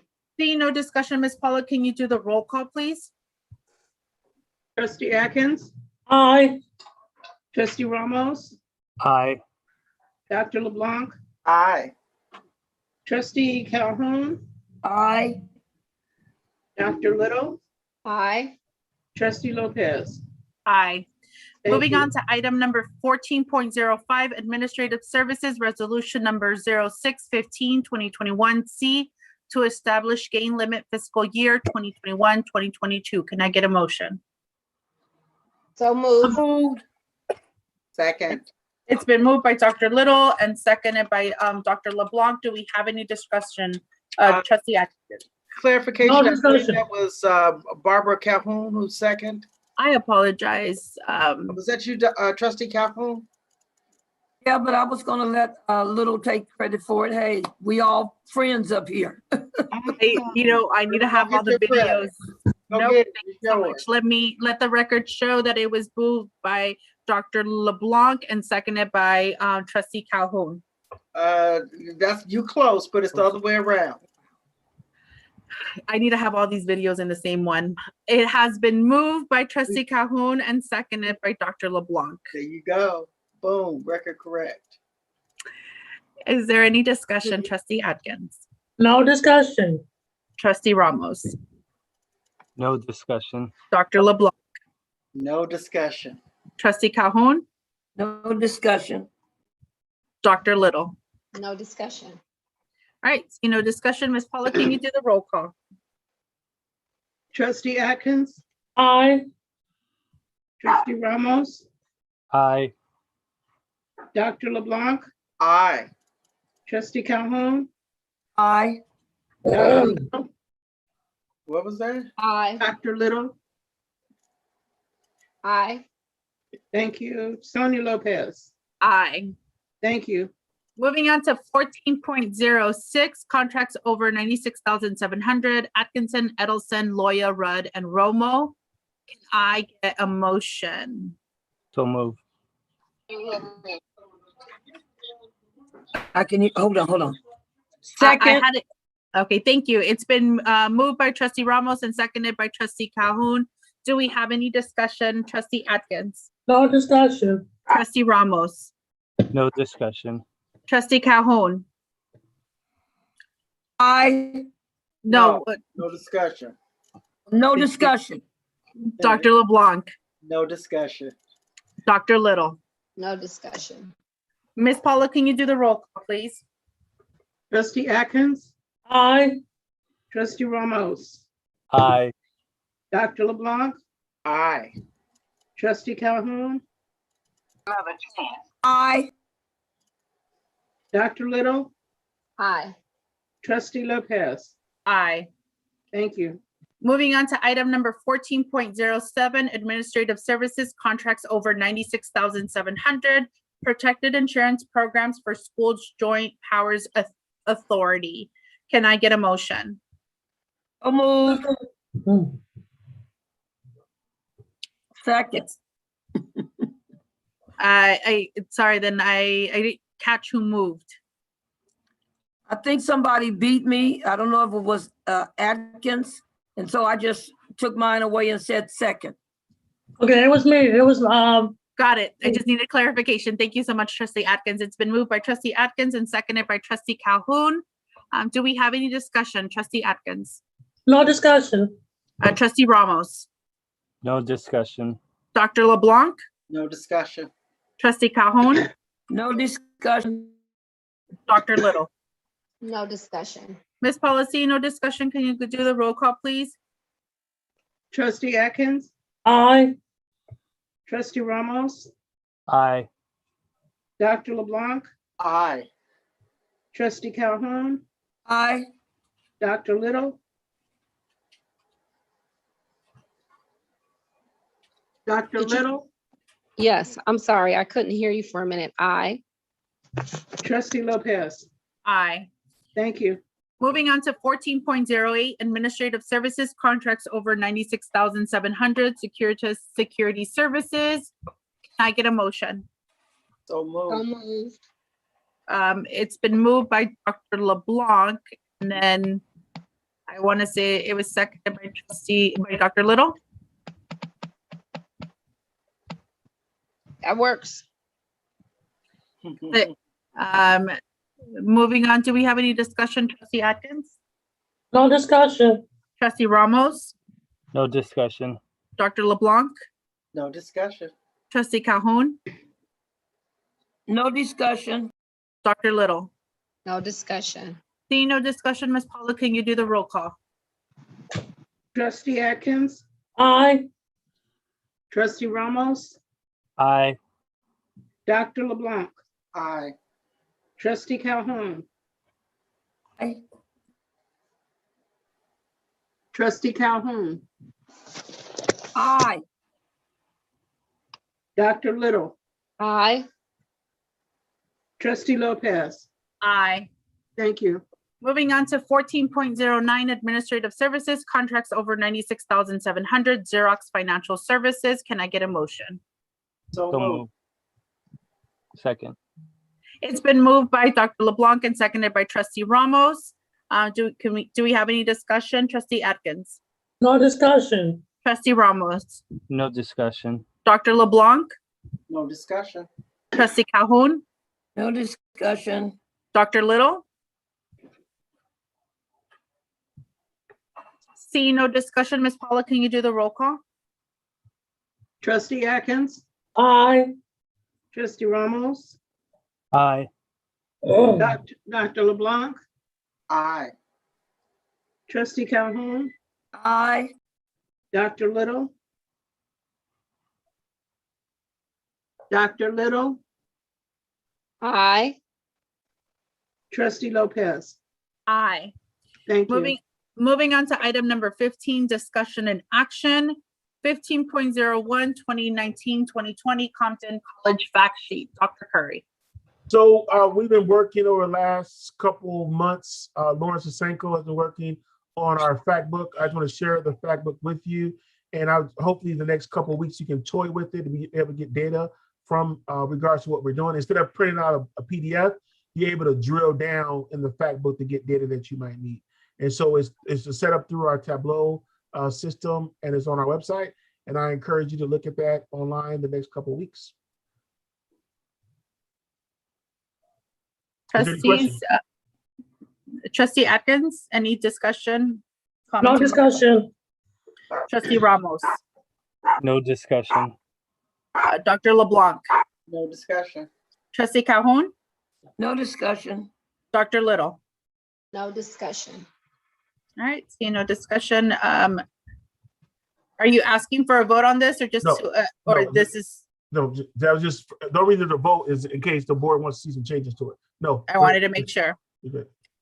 All right, And moving on to 15.02 Compton Community College District Succession Plan. So I want to just update you on our succession planning, what we're doing. I included a copy of our exit interviews survey questionnaire we'll be giving out to our employees, and also the exit memo for employees when they do leave Compton College. And then also another thing was about building our professional development for classified employees. I went to the classified professional development committee meeting this past week, talked about the real college, the real leadership, Real 114 leadership conference that we're doing for 10 of our classified employees. I included a copy of the schedule for you, but I'm really excited about what we're doing with regards to succession planning and the different initiatives we have to move our organization forward. And so it's more of an update for the board. All right, thank you. Any discussion, questions, or action items? Trustee Atkins. No discussion. Trustee Ramos. No discussion. Dr. LeBlanc. No discussion. Trustee Calhoun. You're muted now. Dr. Curry, was 1502 a question I asked people can Yeah, get a so and I explained it. So Dr. Trustee Calhoun asked a question in one of her questions about the Real 114 conference and the connection to the succession planning. And that's because one of our goals is to really provide professional development and strengthen professional development for our classified employees. And so we have 10 classified employees who are participating in the Real 114 Leadership Academy, which is scheduled for July. And I want to make sure I include a copy of the schedule for the board of trustees so you can see that. And I'm really excited about what we're doing professional development wise for classified employees. And that there's no action needed for the board. Dr. Little. No questions. All right, thank you so much on that. Moving on to item number 16, grant items, Administrative Services Grants, County of Los Angeles, CCCP 21003. Can I get a motion? So moved. Seconded. It's been moved by Dr. LeBlanc and seconded by Trustee Atkins. Do we have any discussion, Trustee Atkins? No discussion. Trustee Ramos. No discussion. Dr. LeBlanc. No discussion. Trustee Calhoun. No discussion. Dr. Little. No discussion. See no discussion. Ms. Paula, can you do a roll call? Trustee Atkins, Aye. Trustee Ramos, Aye. Dr. LeBlanc, Aye. Trustee Calhoun, Aye. Dr. Little, Aye. Trustee Lopez. Aye. Thank you. Thank you. Moving on to item number 17, board members, before I open this up, just a reminder, if there's a particular board policy or administrative regulation that you would like Dr. Curry to discuss individually, highlight that in advance as I call each of you. Trustee Atkins? Excuse me, I'm sorry. Can you repeat that, please? I'm sorry. We are on number 17. I'm asking if there's any particular board policy that you're asking Dr. Curry to go over. Oh, no. Trustee Ramos? No, I have none. Dr. LeBlanc? No, they're quite clear. Trustee Calhoun? 1703 and 1706, just a small explanation, that's all. That's one of the questions I sent him. And it was in regards to 1703. Before you Okay. explain each one, I just want to make sure you have all the numbers and then you can go through all of them. So let me Right. confirm I that have Dr. none. Okay, got it. Dr. Curry. So, and the information that's provided in the comments to Trustee Calhoun is also included in the document today. In regards to 70.03, it was regards to Will versus May. And the reason why we did not go with Will, because the students still have to submit paperwork in order to move forward with graduation. That's why we went with May, because the Will part is a part of the required of the administrative regulation regards to documents they have to submit. And that's the reason why you have a difference between Will and May. Because if you say Will, then that means we're automatically awarding them a degree, but they still have to go through another steps in the process. And that's why it says May, and they have to do, and then the Will is a part of the administrative regulation. And then the 70.06 has to do with the attempted units versus enrolled units, and that's has to do with the probation policy, and we included information on the board item as it relates to that, regards to why the deans and directors with the term attempted for probation. And that's it. Did I miss something? Oh, Trustee Calhoun also had a question about 1707 regards to schedule of courses versus schedule of classes. And the name of the document that we have is called the schedule of classes. It has been the name of the document for years, regards to what classes are available for students. That was your other question, Trustee Calhoun, 17.07. Thank you so much. Moving on to item number 18, information items, Dr. Curry. With regards to item 18, there's a lot of information that we have today for the board. If you have any questions, please let me know. Just to put highlights, there's the update on Oliver W. Connor estate is there. Also, we provided some information about dual enrollment. And so you have that information, and we also have information about the enrollment for the college. Right now, we're about 10% down with regards to 11% down with enrollment. We'll continue to push to try to increase enrollment this semester, and then also looking for a fall semester as well as it relates to enrollment. Also, you have the funding schedules for the OPEB, other post-employee benefits liability, and also our PERS and STRS as well, and also our line of credit. And with tonight's budget approval, we'll be able to pay down more of our debt this next fiscal year. And that includes the information. I'm sorry. This Thursday, we do have a bond oversight committee meeting. We have a training that's been provided by our legal counsel regards to roles and responsibility of the bond oversight committee. So if any board members would like to attend or the committee, the information is there, and also the website, the agenda has been posted. All right. Thank you so much. Moving on to item number 19. Dr. Curry. Yes. 1817, if anybody, remember I had a question, but you're supposed to let them know that they could get a copy of the questions. 1817. Trustee Calhoun had a question in regards to 18.17 and the audit, and I have a response to that. But basically, the audit has identified areas that we need to improve, and we're moving forward with implementing those recommendations. The question was, did we find them out beforehand? A lot of times when the audit comes your way, there's things that you don't even know about that are considered issues. And so once we get those issues from the auditor, our job is to follow back up and move forward. And at the at the last board meeting, we had as part of the information section of the agenda, the discussion and action item was the layout for the action plan of how we're going to follow back up. And this month, you have the opportunity to see what actions have taken place since the last board meeting.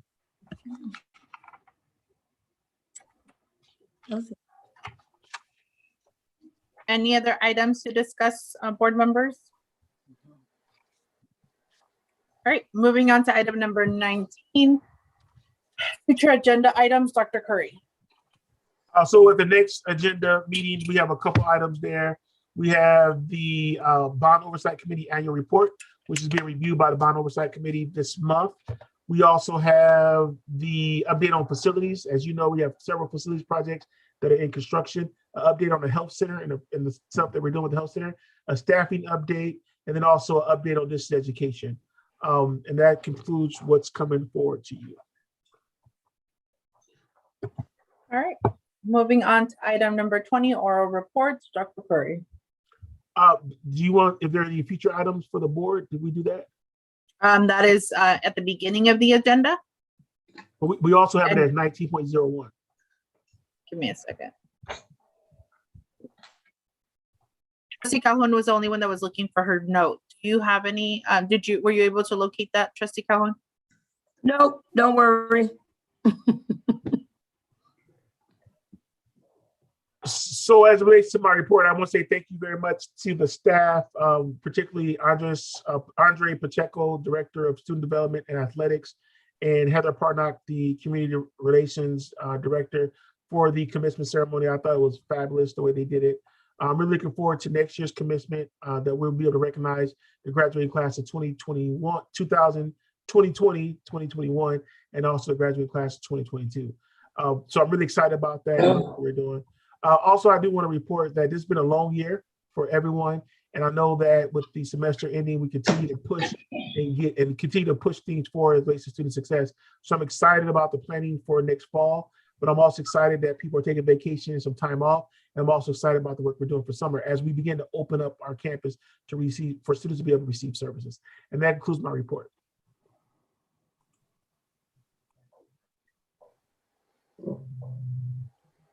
Thank you so much for that. Moving on to our student trustee, Trustee Atkins. Yes, first of all, I want to congratulate to all our graduates.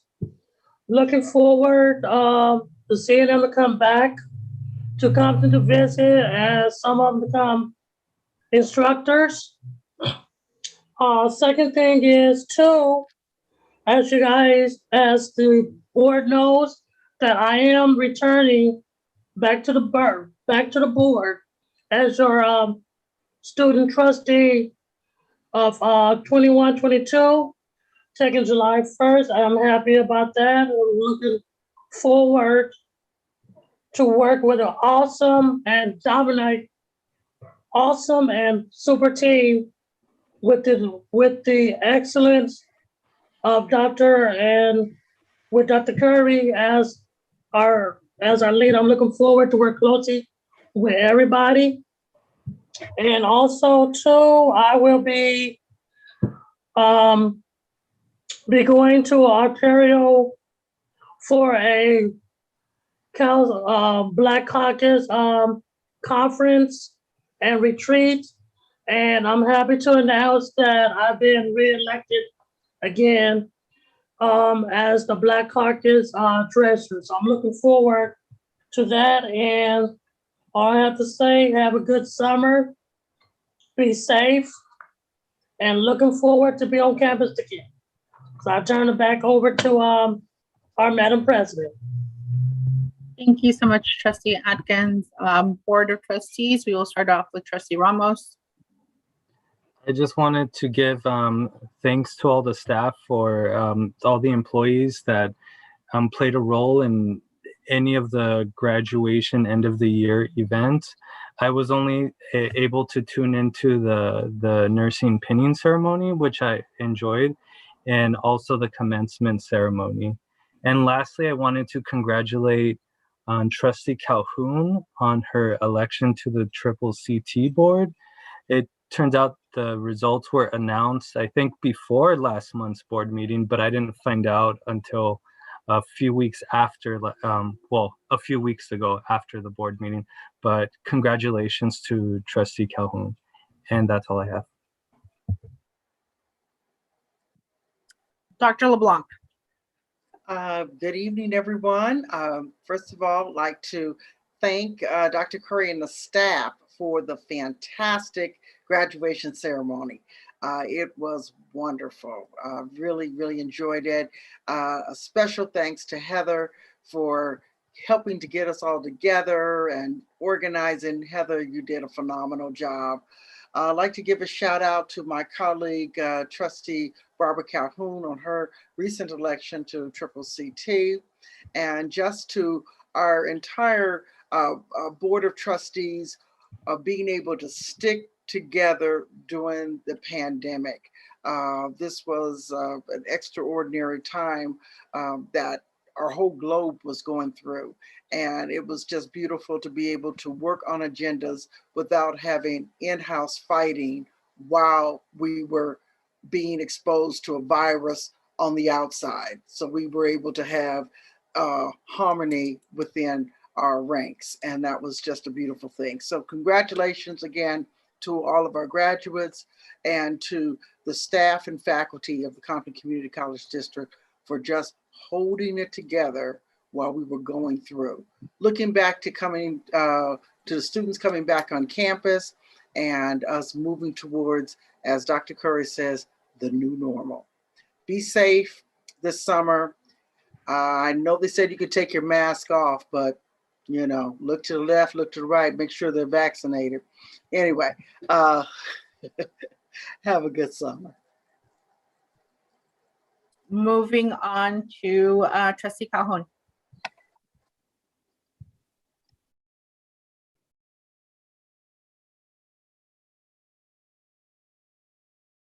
You are muted, Trustee. I believe you've been talking for a minute. Okay.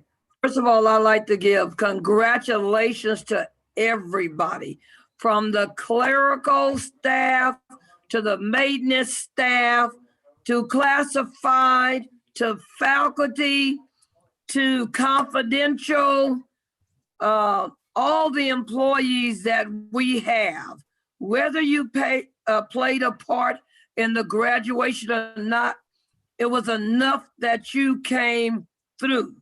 So thank you to everyone. I'd also like to say congratulations to 2021 graduates.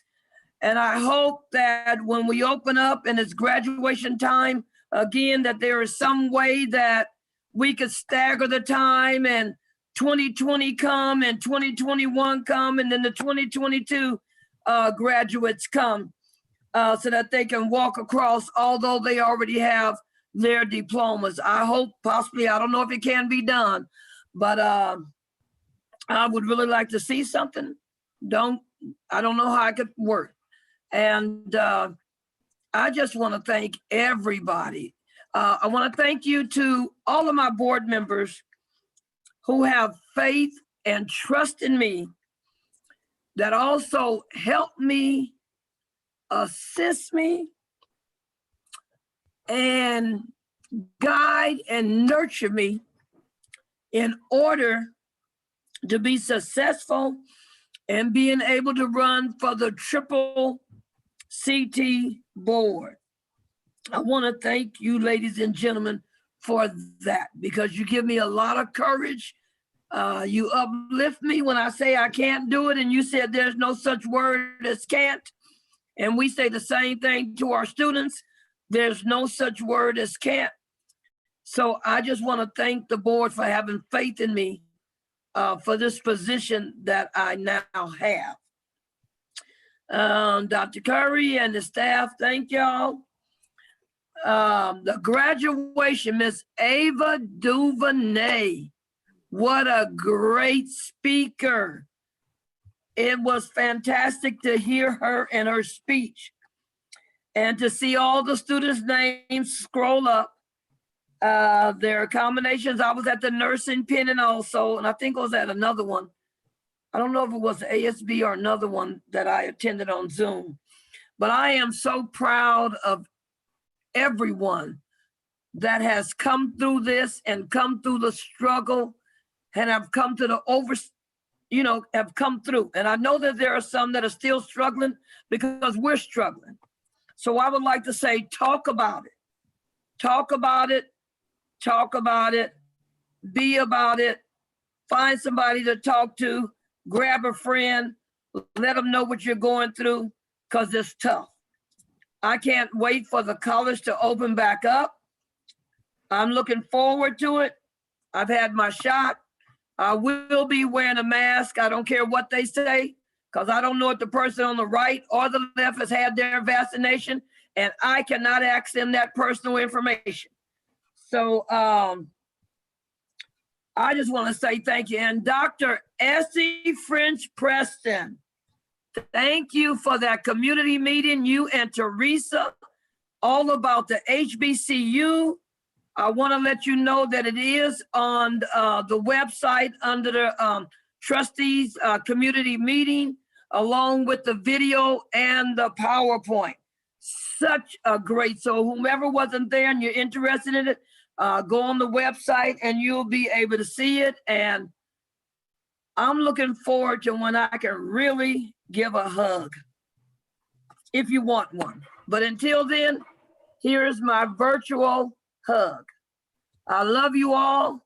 There's not a thing in the world that you can do about it. Thank you so much and have a great vacation. Looking forward. And thank you, Andreas, for mentioning that about the triple CT. Thank you. You too, Deborah. I just wanted to say thank you so much to our entire administration and staff, and especially to all of our students, especially our student leaders who continue to serve as an example of why we are all here. I too want to offer my congratulations to Trustee Calhoun for her election to the triple CT, and know that she will do an excellent job, not only in representing Compton College, but our state.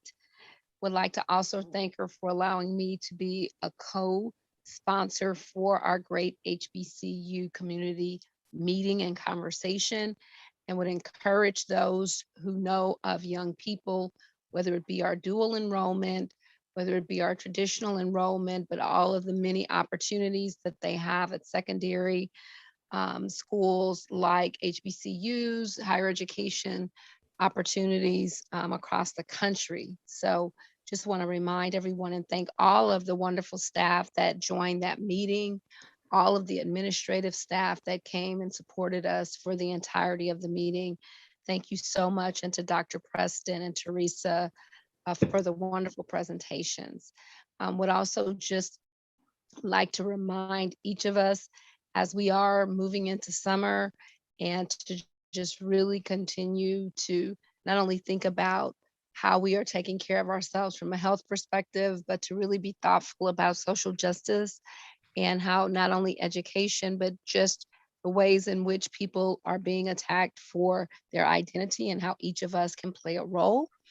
And I would just like to encourage everyone this weekend to learn more about Juneteenth and to celebrate Juneteenth, which will be this Saturday. The Senate today passed a bill to make it a national holiday, but more than that, it's the importance of what it represents in terms of not only freedom, but freedom delayed, and the fight that we each need to participate in to ensure freedom for all.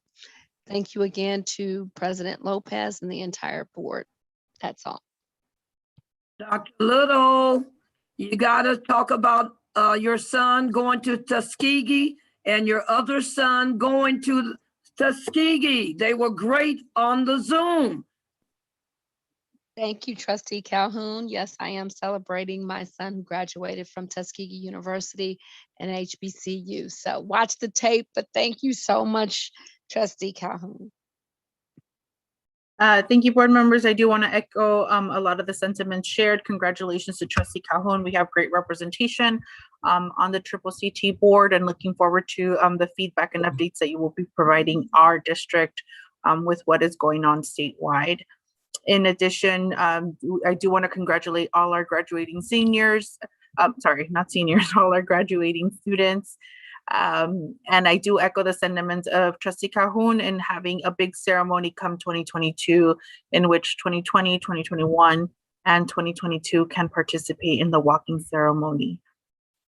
I do want to send thanks to everyone on campus who took a big role in making the graduation a smooth transition, in addition to every other ceremony that we hosted for our students at the end of the year.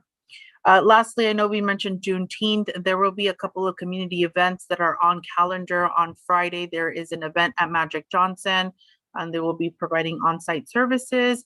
And then on Saturday, SEIU 721 will be doing a food distribution at Magic Johnson in celebration of Juneteenth as well. So I do encourage the community members to go out and participate in those nearby events to our campus. Seeing no further discussion or comments, it is our next scheduled board meeting is scheduled for July 20th at 4 p.m. and open session is at 5 p.m. It is 7:03 and this meeting is adjourned. Thank you so much.